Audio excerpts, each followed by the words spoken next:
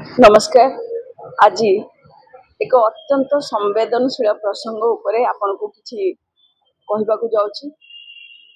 गतकाली पुरी रे पहंटी समय रे जो अघटन घटिला ताहा मते केवल व्यथित करिनी। जदि देखिबे 4.5 कोटी ओडिया तथा विश्वर कोटि कोटि जगन्नाथ प्रेमी को गभीर आघात देइछि।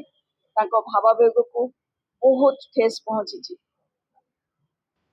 से जहाँ को भल पाती जी तांकर प्राण केन्द्र जोठी तांकर अंतरात्मा रुहे से जो भली भावरे पड़ीगले ताकू नहीं समस्ते व्यथित मर्माहत लज्जित। आपण मैंने समस्ते जानी गतकाली चतुर्धामूर्ति पहंडी समय बड़ ठाकुर जो भली भावरे पड़ीगले तले पड़ीगले समस्त को से घटना अत्यंत मर्माहत करिछि, व्यथित करिछि। जे कोनसी लोक जे भी भगवान को टिके भल पाती, जे चतुर्धामूर्ति को टिके भी मने पकाती, तांको पाई इटा गुटे अत्यंत लज्जाकर घटना हेछि। जोथि पाई कि 4.5 कोटी ओडिया आज समस्ते कांदुचंती, मन दुखरे अछंती।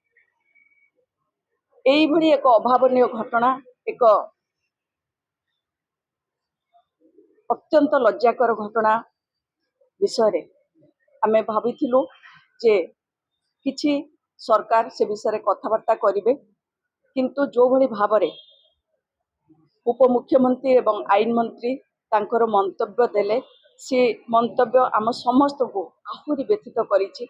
आपण देखिबे जे प्रत्येक ओडिया आज कोठी ना कोठी अत्यंत दुखर सहित से ताकू नेइचंती। से माने कहिले जे ये होची महाप्रभुंकर इच्छा।